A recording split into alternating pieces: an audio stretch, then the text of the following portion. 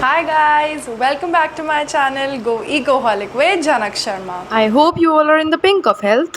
This is the part 2 video of chapter 2 of class 11th microeconomics, that is consumers equilibrium. If you enjoyed the video, then click on the like button, subscribe to my channel and ring the bell just next to the subscribe button. Get the notifications whenever I upload a new video, and also share this video with your friends and family. The playlist link for consumers equilibrium is given in the description box, wherein all the videos and parts of this chapter are combined so that you don't have to find it anywhere else. So let's start with today's class. So this is the part 2 video of consumers equilibrium, wherein we will start with the relationship between total utility and marginal utility. सबसे पहले तो हम एक example ले लेते हैं, numerical example के कैसे क्वेश्चंस आ सकते हैं फिल इन द ब्लैंक्स में, जो हमें नहीं पढ़ सकते हैं. So on the screen you can see the question. The question says calculate the missing figures. The units are given, total utility is given and marginal utility is also given in utils, right? वहाँ पे 1, 2, 3, 4, 5 आपको दिया हुआ है. Let me draw it on the board. So this is the table that has been given. अब यहाँ पे हमें clearly समझ में आ रहा है कि ये units हमें दिए हुए हैं, जो भी हमारी हैं. यहाँ पे TU है, MU है, जो utils में हमें given है. Now we have to find the missing figures जो हमें निकालने हैं. अब हम निकालने के दो ही तरीके हैं, वो है आपस में इन दोनों की रिलेशनशिप को समझना पड़ेगा हमें कि क्या रिलेशनशिप से हम निकाल सकते हैं. सबसे पहले हमें दिख रहा है फर्स्ट यूनिट है टोटल यूटिलिटी इज़ 16. हमने एक पढ़ा था, सबसे पहला एक फॉर्मूला पढ़ा था, MUN is equal to TUN minus TUN minus 1. ये फॉर्मूला हमने पढ़ा था. MUN क्या होगा अब इसमें, MUN यानी कि फर्स्ट, तो यहाँ पे MU क्या आ जाएगा, 1 आ जाएगा. Total utility of first unit क्या है, 16 है, right. Total utility of 1 minus n minus 1 यानी कि 1 माइनस 1 यानी कि 0 हो गया. तो टोटल यूटिलिटी एट 0 लेवल क्या होती है, हमने डिस्कस किया था, the consumption is 0 then total utility is also 0. That total utility at 0 level of consumption is 0. तो टोटल यूटिलिटी यहाँ पे क्या आ जाएगी, 0 आ जाएगी. तो MU क्या आ गया, 16 आ गया. तो ये फॉर्मूला हमें अब समझ आ चुका है. तो यहाँ पे MU क्या आ गया, 16. पहला फिलअप हमने कर लिया. नेक्स्ट, अब TU कैसे निकालेंगे, क्योंकि हम यहाँ पे इस डैश पे आ चुके हैं. अब हमने एक और फॉर्मूला पढ़ा था बड़ा इंटरेस्टिंग वाला, sigma MU is equal to TU. ये पढ़ा था ना, तो सम कर दो. 16 प्लस 12, यहाँ पे आपका आंसर आना चाहिए. 16 प्लस 12 क्या होगा, क्योंकि हमने ये चीज़ पढ़ी थी दैट समेशन ऑफ MU, जितने भी ये पुरानी वाली MU हैं इनको आप अगर प्लस कर दोगे तो TU आ जाना चाहिए. ठीक है. सो 16 प्लस 12 यानी कि कितना हो गया, ये 28. तो ये क्या आ गई आपकी TU, 28 आ गई. नेक्स्ट, सिमिलरली अब यहाँ पे इन तीनों को प्लस कर दो. 16 प्लस 12 प्लस 8 यानी कि 28 प्लस 8 कितना हो गया, 36 हो गया. ठीक है, सिमिलर है अब तरीका. ठीक है. अब नेक्स्ट दोबारा से 16 प्लस 12 प्लस 8 प्लस 6 यानी कि 36 प्लस 6 क्या हो गया आपका, 42 हो गया. और लास्ट आ रखा है 40, यानी कि अब हमें ये निकालना है डैश, यानी कि यहाँ पे MU क्या होगा, सेम यही वाला मैथ्स लगाएंगे, ये वाला तरीका लगाएंगे. MU एट 5th यूनिट कितनी होगी, क्या होगी, TU 5 यानी कि TU ऑफ 5th यूनिट जो कि है 40 minus TU of 4th unit, क्योंकि वो n माइनस 1 हो जाता है तो वो क्या आ रही है, 42 आ रही है. ये आएगा -2. प्लीज़ ये बहुत इंपॉर्टेंट है. यहाँ पे बच्चे इसे 2 कर देते हैं, पूरा ख़राब हो जाता है. पूरा सही करेंगे और यहाँ पे 2 कर देंगे. पे याद रखना, यहाँ पे हम 40 माइनस 42 कर रहे हैं. वैसे भी अगर आप देखो कि टोटल यूटिलिटी यहाँ पे डिक्रीज़ हुई है, 42 से 40 हुई है, तो मार्जिनल यूटिलिटी भी तो यहाँ पे और डिक्रीज़ होगी ना. करेक्ट. यही रिलेशनशिप हम और अभी मैं समझाऊंगी विद द डायग्राम. ठीक है. तो याद रखेंगे ये चीज़ आप कि हमने कैसे ऐसे सॉल्व किया. सबसे पहले फर्स्ट यूनिट के लिए हमने क्या किया, वही लॉजिक लगाया. तो है MUN वाला जो फॉर्मूला था, यानी कि total utility of first unit minus total utility of उससे प्रीवियस वाली यूनिट. उससे प्रीवियस वाली तो कोई यूनिट ही नहीं थी, 0 थी. एंड वी नो कि टोटल यूटिलिटी 0 लेवल कंजम्पशन पे 0 होती है. तो 16 माइनस 0 क्या आया, 16 ही आ गया. करेक्ट. अब हमें पता है कि अब हमें ये वाला ब्लैंक फाइंड आउट करना है। हमें पता है कि TU क्या होता है, एडिशन ऑफ MU, जितनी भी MU यहाँ तक बनती हैं, यानी कि 16 + 12 28 आ गया यहाँ पे। ठीक है, सिमिलरली इसे भी डैश था तो यहाँ पे क्या कर दोगे, 16 + 12 + 8 36 आ गया। सिमिलरली 16 + 12 + 8 + 6 42 आ गया। अब यहाँ पे ये वाला डैश हमें फाइंड आउट करना था, तो ये कैसे करेंगे हम, ये वाली TU माइनस ये वाली TU, तो 40 - 42 करोगे। ठीक है, 42 - 40 नहीं करना है, 40 - 42 - 2 आएगा। ठीक है, आप ये चीज़ मत सोचना कि MU नेगेटिव नहीं आ सकती है, अभी हम रिलेशनशिप प्रॉपर स्टडी करेंगे। टोटल यूटिलिटी हमारी नेगेटिव नहीं होती है, मार्जिनल यूटिलिटी कैन भी नेगेटिव। तो ये मत सोचना कि नेगेटिव में आंसर आ रहा है तो हमने गलत कर रखा है, पॉसिबल है कि आंसर नेगेटिव में आ सकता है। So don't get confuse with that. So here you can see the diagram of TU curve, that is total utility curve and marginal utility curve. अब हम इनके बारे में थोड़ा सा पढ़ते हैं कि दोनों की ये क्या ग्राफ है, क्या इनका रिलेशनशिप है, उसके बारे में हम थोड़ा सा डिटेल में पढ़ते हैं। You can see on the screen जो लिखा हुआ है इन फिगर 2.1, यानी कि इसी फिगर की ये लोग बात कर रहे हैं। Units of ice cream are shown along the x axis, यानी कि यहाँ पे जो है ये वाई एक्सिस है, ये एक्स एक्सिस है। यहाँ पे जो है यूनिट्स ऑफ आइसक्रीम इन्होंने डिपिक्ट किया हुआ है एक्स एक्सिस पे, right. And TU and MU जो है यहाँ पे टोटल यूटिलिटी है और यहाँ पे मार्जिनल यूटिलिटी जो है इन्होंने ले रखी है। आप डायग्राम अगेन मैं स्क्रीन पर दिखा दूँगी, उसको भी आप रेफ़र कर सकते हैं। तो पहले हम स्केड्यूल देखते हैं। अब फर्स्ट यूनिट पे मार्जिनल यूटिलिटी 20 थी, ठीक है, उसके बाद टोटल यूटिलिटी भी 20 थी। तो यहाँ पे जो है एक आप देख सकते हो MU यहाँ है, यहाँ पे ये TU है, करेक्ट। यहाँ पे ये जो है ये सपोज फॉर एग्जांपल ये 20th यूनिट है और ये यहाँ पर 20 है, ठीक है। तो यहाँ पे दोनों ने हमने एक जो है पॉइंट्स बना दिए हैं, ये 20 यहाँ पे आया है आपका, करेक्ट। सो हियर यहाँ पे लिखा हुआ है ये चीज़ कि अब सेकंड आप देखोगे सेकंड यूनिट पे मार्जिनल यूटिलिटी हो गई है 16 और टोटल यूटिलिटी हो गई है 36। वो कैसे हुई हमें पता है, 20 + 16 36 हो रहा है। बट आप देखोगे कि टोटल यूटिलिटी तो बढ़ रही है, अब वो यहाँ पे 36 पे चली गई है, इंक्रीज़ हो गई है, बट मार्जिनल यूटिलिटी जो है वो 20 से 16 जा रही है, यानी कि वो कम हो रही है। तो समवेयर हियर वो आ रही है, ठीक है। नेक्स्ट आप देखो थर्ड यूनिट, उसमें मार्जिनल यूटिलिटी है 10 और कम हो गई और टोटल यूटिलिटी और बढ़ गई 46 हो गई, ठीक है। नेक्स्ट फोर्थ यूनिट पे देखोगे, फोर्थ यूनिट पे मार्जिनल यूटिलिटी है 4 और भी कम हो गई और टोटल यूटिलिटी और बढ़ गई, दैट इज़ 50, ठीक है। नेक्स्ट आप देखेंगे कि फिफ्थ यूनिट पे जो है एक बड़ा इंटरेस्टिंग सा काम हुआ है। फिफ्थ यूनिट पे मार्जिनल यूटिलिटी एकदम ज़ीरो हो गई है, यानी कि ये वाला पॉइंट यहाँ पे जो है आपकी मार्जिनल यूटिलिटी है एकदम ज़ीरो। प्लीज़ मार्क इट, ये सारे पॉइंट्स पता होने चाहिए। जब मार्जिनल यूटिलिटी के कर्व ने आपके एक्स एक्सिस को टच कर लिया तो यहाँ पे मार्जिनल यूटिलिटी क्या हो गई है, ज़ीरो हो चुकी है, ठीक है। और याद रखो जिस पॉइंट पे मार्जिनल यूटिलिटी ज़ीरो होती है उस ही पॉइंट पे टोटल यूटिलिटी मैक्सिमम होती है। TU क्या होती है, मैक्सिमम होती है। आप देख भी सकते हो फिफ्थ यूनिट पे MU 0 है और TU है 50 से ऊपर बढ़ी ही नहीं है। तो अब यहाँ पे एक पॉइंट आता है कि TU जो है 50 और उसके बाद दोबारा से 50 है, एक ना यहाँ पे हल्की सी स्टेबिलिटी आती है, इसलिए ये 50 और यहाँ पे भी 50 ही रहता है। हल्का सा वो स्टेगनेंट होता है बहुत छोटे टाइम पीरियड के लिए, उसी टाइम पे जो है MU जो है यहाँ पे 0 हो जाती है।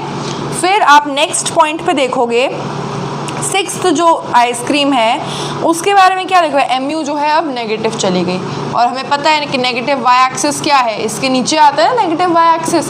तो यहाँ पे क्या हो गई, ये -6 हो गई है, क्लियर है, यहाँ पे माइनस है, ठीक है, ये -6 हो चुकी है। अब नेक्स्ट आप देखोगे टोटल यूटिलिटी 44 हो गई, यानी कि 50 से गिर के 44 हो गई है। अब यहाँ पे ये जो गिरावट दिखाई है ये 44 के बारे में ही दिखाई है, क्लियर है। तो अब समझ में आया कि कैसे ये ग्राफ हमने बनाया है। ये बहुत कॉमनली बनाने के लिए भी आता है और इसके रिलेशनशिप से क्वेश्चंस कैसे बनते हैं, जैसे कि फॉर एग्जांपल आपसे पूछ लेंगे when total utility is at its maximum point mu is equal to dash. हमें पता है tu जब यहाँ मैक्सिमम हो जाती है तो mu यहाँ पे एकदम 0 हो जाती है। ठीक है, अब यहाँ पे हम थोड़े से लेबलिंग की बात करते हैं। That mu is 0 and tu is maximum. इस पर्टिकुलर पॉइंट को जहाँ पे हमारी सेटिस्फैक्शन सबसे मैक्सिमम हो चुकी है, इसे हम बोलते हैं पॉइंट ऑफ सैटिस्फैक्शन। क्या बोलते हैं? Point of satisfaction. कुछ टीचर्स इसे पॉइंट ऑफ सैटिस्फैक्शन भी बोल सकती हैं, that is not an issue. वो प्रोनाउंसिएशन प्रॉब्लम नहीं है, लॉजिक आना चाहिए, जो मैं हमेशा बोलती हूँ। तो इसे हम बोलते हैं पॉइंट ऑफ सैटिस्फैक्शन बोलते हैं। After consuming the 6th ice cream mu is negative known as disutility. एक नया टर्म आया। अब ये जो हमने पढ़ा कि ये माइनस में चली गई, नेगेटिव हो गई, यहाँ पे क्या हुआ? ये आपका पॉइंट आया डिसयूटिलिटी का। यानी कि अब इसको हम एग्जाम्पल से समझते हैं कि ये क्या कहना चाहते हैं। डिसयूटिलिटी का बेसिकली ये मतलब है कि आप पहले तो आपको बहुत प्यास लग रही थी, ठीक है, आपको 1 गिलास पानी दिया, आपके यहाँ इंक्रीज़ हुई यूटिलिटी और पानी पिया। आप करवा चौथ वाला टाइम में 1 दिन से मम्मी ने पानी ही नहीं पिया है, ठीक है, तो बहुत सारा पानी पियेंगी वो। 1 गिलास, फिर 2nd ग्लास, फिर 3rd ग्लास, 4th ग्लास, फिर 5th ग्लास, 6th ग्लास तक आते आते अब उनका मन नहीं करेगा यार अब नहीं पीना पानी, बस कर दो अब। वो पॉइंट आपका डिसयूटिलिटी का है, यानी कि यूटिलिटी जो है अब नेगेटिव जा चुकी है, एकदम कम हो चुकी है, माइनस में ही चली गई है। समझ लो, दैट इज़ डिसयूटिलिटी। क्लियर? और इसी पॉइंट पे जो है आपका tu जो है वो फॉल होता है। tu नेगेटिव कभी नहीं होगा, बट हाँ फॉल हो सकता है। अब एक और क्वेश्चन क्या बन जाएगा, that what happens to tu when mu becomes negative. जब मार्जिनल यूटिलिटी नेगेटिव हो जाती है तो टोटल यूटिलिटी के साथ क्या होता है? इट स्टार्ट्स टू फॉल, यानी कि गिरना शुरू हो जाती है। नेक्स्ट क्वेश्चन वाइस वर्सा भी बन सकता है। Then when total utility starts to fall what happens to marginal utility? It becomes negative. और उस पॉइंट को क्या बोल देते हो आप? डिसयूटिलिटी बोल देते हो। याद रखना, ये जो पॉइंट है जहाँ पे आपका tu मैक्सिमम है, ये जो मैक्सिमम सेटिस्फैक्शन वाला पॉइंट है, इसे हम बोलते हैं पॉइंट ऑफ सैटिस्फैक्शन। क्लियर है? याद रखोगे इस चीज़ को आप।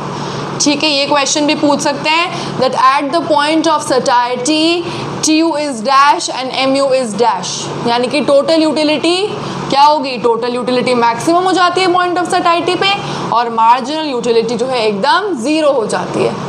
क्लियर है? तो इन दोनों का नेचर, इन दोनों के काम करने का तरीका और लेबलिंग और रिलेशनशिप कि अगर ये इतना है तो ये कितना हो रहा है, या ये इतना है तो वो कितना हो रहा है, आपस में आना चाहिए। और एक पॉइंट इम्पॉर्टेंट है, ये जो लाइन है, काफ़ी बच्चे ना ये लाइन ड्रॉ नहीं करते हैं, जिसकी वजह से टीचर्स कभी कभी नंबर भी काटते हैं। क्यों?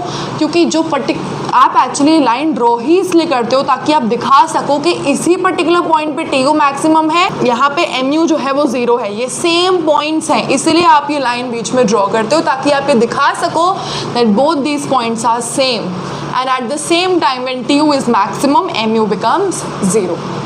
क्लियर है? या फिर सिंपल वो ऐसा क्वेश्चन भी पूछ सकते हैं that when marginal utility touches the x axis total utility becomes dash. तो आपको पता है जब mu x एक्सिस को टच करती है वो 0 हो जाती है, तो टोटल यूटिलिटी क्या होगी? मैक्सिमम होगी। अब अपने आप से ना जब आप बार बार क्वेश्चंस करते हो ना, क्या फ़ायदा होता है उससे, मैं आपको अपनी ट्रिक बताती हूँ कि मैंने कैसे अपने एग्ज़ाम्स के लिए प्रिपेयर किया था। फर्स्ट चीज़ तो मैंने यही करी थी कि मैं जब भी पढ़ती थी ना, once I was done with reading and understanding the topic, I used to question myself. मैं क्वेश्चंस करती थी अपने आप से, ताकि मुझे ना क्या होगा, मैं एक तो पहली चीज़ मेरा माइंड प्रिपेयर होगा कि क्वेश्चंस किस टाइप से आ सकते हैं। सेकेंडली मुझे आंसर फ्रेमिंग भी आएगी। ठीक है, तो उस चीज़ को आपको अच्छे से समझना है कि कैसे कैसे आप आंसर्स करोगे और कैसे कैसे आपको क्वेश्चंस भी आ सकते हैं। मैंने आपको एग्जांपल्स दे दिए हैं, तो आप ये एक टेक्निक अपना सकते हो that once you are done understanding the topic, आप उसमें से छोटे छोटे क्वेश्चंस बनाओ। ये नहीं बोल रही कि 5 मार्कर टाइप क्वेश्चन बनाओ, नहीं, आप छोटे छोटे से क्वेश्चंस बनाओ। What is point of satisfaction? ऐसे भी क्वेश्चन बहुत आता है 1 marker. What is point of satisfaction? Point of satisfaction is the point wherein the total utility is maximum and marginal utility become 0। खत्म बात। क्लियर है? तो यहाँ पे याद रखोगे ये जो कर्व है, ये लाइन है, तो ये अब मार्जिनल यूटिलिटी का कर्व क्या है यहाँ पे आप दिखा सकते हो, that it is a downward sloping straight line. ठीक है, याद रखोगे दैट एक पॉइंट यहाँ पे आता है that marginal utility always increases या मार्जिनल यूटिलिटी इंक्रीजेज, ऐसा कभी भी नहीं होता। मार्जिनल यूटिलिटी हमेशा फॉल ही करती है, इसका लॉ भी है, law of diminishing marginal utility, वो मैं अभी जस्ट पढ़ा रही हूँ इसके बाद ही। तो याद रखोगे कि मार्जिनल यूटिलिटी का नेचर ही गिरना है, वो गिरा हुआ है एकदम, याद रखोगे गिरी हुई चीज़ें गिरती ही रहती है और नेगेटिव भी हो जाती है। टोटल यूटिलिटी इंक्रीज होती है and after a point of time जब वो मैक्सिमम हो गई वो थोड़ा सा फॉल भी करती है, बट कभी भी नेगेटिव नहीं होती। ये दो पॉइंट्स आपको याद रखने हैं। Where is marginal utility positive भी है, 20 भी हो सकती है, 0 भी हो सकती है और नेगेटिव भी हो सकती है। समझ में आ गई ये तीनों चीज़ें? आई होप आपको समझ में आ गई हैं। एक पॉइंट जो बहुत इम्पॉर्टेंट है ये है दैट TU इंक्रीज तो होता है बट TU जो है वो एक डिमिनिशिंग रेट से इंक्रीज होता है। यानी कि एक तो रेट, दो टाइप्स के रेट हो सकते हैं, या तो बहुत ज़्यादा तेज़ी से कोई चीज़ बढ़ती है या फिर धीरे धीरे कोई चीज़ बढ़ती है। टोटल यूटिलिटी ना धीरे धीरे बढ़ने वाली आइटम है। कैसे? आप फॉर एग्जांपल स्केड्यूल देखो, 20 से क्या हुई 36 हुई, डिफरेंस क्या आया 16 का आया। 36 से क्या हुई 46 हुई, डिफरेंस क्या आया 10 का आया। 46 से क्या हुई 50 आई, डिफरेंस क्या आया 4 का आया। तो आप समझ रहे हो मेरी बात को, मैं क्या कहना चाह रही हूँ कि इंक्रीज तो वो कर रही है बट उसका जो रेट है इंक्रीज का वो कम होता जा रहा है, क्योंकि मार्जिनल यूटिलिटी से तो वो डिटरमिन होता है। मार्जिनल यूटिलिटी तो गिर रही है, डिमिनिशिंग है। डिमिनिशिंग का मतलब ही ये होता है कि कोई भी चीज़ कम हो रही है। इसलिए जो लॉ हम पढ़ेंगे अभी, law of diminishing marginal utility, इसका मतलब है कि जो मार्जिनल यूटिलिटी है वो डिमिनिश करती है, यानी कि फॉल करती है। ठीक है, इसका और कोई रॉकेट साइंस मीनिंग नहीं है। डिमिनिशिंग का मतलब ये कोई चीज़ फॉल कर रही है। ठीक है, सिमिलर याद रखोगे कि टोटल यूटिलिटी इंक्रीज करती है, कोई दो राय नहीं है इसमें, बट जो उसका रेट है, अब देखो दो चीज़ें हैं, इंक्रीज करना और रेट ऑफ इंक्रीज। रेट यानी कि कोई चीज़ कितनी तेज़ी से इंक्रीज हो रही है। टोटल यूटिलिटी इंक्रीज हो रही है बट तेज़ी से नहीं, धीरे धीरे इंक्रीज हो रही है। ठीक है, डिमिनिशिंग रेट से इंक्रीज हो रही है। ठीक है, वेयर इज मार्जिनल यूटिलिटी तो डिमिनिश ही हो रही है, वो तो गिरी रही है, गिरी हुई है वो, मैं सीधी सी बात बता दी। ठीक है, तो याद रखनी है ये चीज़ that total utility increases but at a diminishing rate, where is marginal utility always diminishes, कम ही होती रहती है। क्लियर है? यही पॉइंट यहाँ पे आप देख सकते हो that when TU reaches its maximum and becomes constant. ये दो पॉइंट्स आपको याद रखने हैं। क्या होता है काफ़ी बुक्स में, इस बुक में भी ये चीज़ नहीं लिखी हुई कि जब TU होती है वो मैक्सिमम हो जाती है। देखो दो पॉइंट्स हैं, जो स्केड्यूल आपने पढ़ा वो 50 है और फिर से वो 50 है। देखो अब क्या होता है ना कि मैं बोलूँ कि जो 4th यूनिट है ना, वो वाला जो 4th यूनिट है उसमें भी तो टोटल यूटिलिटी मैक्सिमम है, बट क्या वो पॉइंट ऑफ सटाइटी है? नहीं है। क्यों नहीं है? क्योंकि भले ही TU मैक्सिमम है बट कांस्टेंट नहीं हुई है अभी तक, और कांस्टेंट होगी तभी तो MU 0 हो पाएगा, क्योंकि 50 - 50 तभी तो 0 बन पाएगा। क्लियर? तो दोनों पॉइंट्स लिखेंगे आप। When total utility becomes maximum and constant then marginal utility becomes 0 which is the point of satiety. काफ़ी बड़े टीचर्स भी ये चीज़ नहीं पढ़ाती हैं, काफ़ी बड़े टीचर्स भी मिस कर देती हैं, पॉइंट बुक्स में भी नहीं लिखा होता, बट आपको ये चीज़ डेफिनेटली पता होनी चाहिए, क्योंकि स्केड्यूल में जब आप ये चीज़ पढ़ोगे ना तो आपके दिमाग में ऑटोमेटिकली क्वेश्चन आएगा कि टोटल यूटिलिटी तो 4th यूनिट पे भी हो रही है 50, 5th पे भी 50 है, तो हम टोटल यूटिलिटी 4th यूनिट वाली को क्यों नहीं बोल रहे हैं सटाइटी वाला पॉइंट? इसीलिए नहीं बोल रही क्योंकि वो वहाँ पे कांस्टेंट नहीं हुई है। मैंने इसलिए बोला ना थोड़े टाइम के लिए रुकती है ये, यानी कि स्टेबल होती है। वंस वो कांस्टेंट हुई, स्टेबल हुई, फिर से गिरना शुरू हो जाती है, वो यहाँ से यहाँ पे फॉलिंग स्टार्ट हो जाती है उसके। Clear? Now let's move on to the law of diminishing marginal utility. Right, so the law of diminishing marginal utility. सबसे पहले कुछ भी करने से पहले हम इसे पढ़ लेते हैं, ये होता क्या है।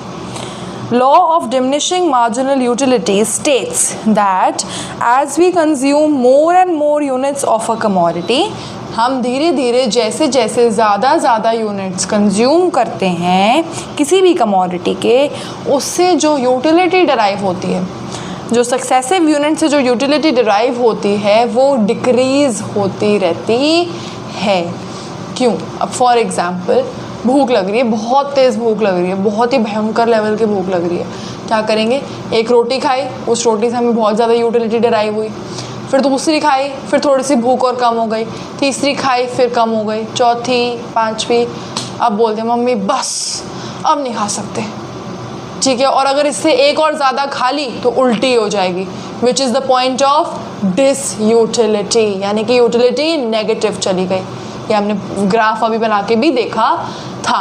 तो वो जब उल्टे वाला जो सिचुएशन आ जाती है ना कि बस अब नहीं होगा और अब इससे ज़्यादा खाया तो ओवर ईटिंग हो जाएगी, वो वाली सिचुएशन जो है आपकी डिसयूटिलिटी होती है, ठीक है। तो इसलिए हम ये चीज़ बोलते हैं कि जो हमारी मार्जिनल यूटिलिटी है वो डिमिनिशिंग होती है, यानी कि keeps on falling, keeps on decreasing, ठीक है। अब एक लाइन यहाँ नीचे लिखी हुई है जो कि 1 मार्कर क्वेश्चन है। This law was first given by a German economist H.H. Gaussian. किसने दिया है ये लॉ? H.H. गॉसन ने ये लॉ दिया है। This law was given by H.H. Gossen, ठीक है। It is also known as the Gossen's first law of consumption. इसे हम क्या बोलते हैं? Gossen's first law of consumption भी बोलते हैं। तो आपसे ये क्वेश्चन ऐसे भी पूछ सकते हैं that explain the Gossen's first law of consumption, ठीक है। तो अब क्या होगा, इस पॉइंट पे आप भूल जाओगे, ओह ये क्या था भाई, ये तो हमें पता ही नहीं है, ये कहाँ से नई बला आ चुकी है।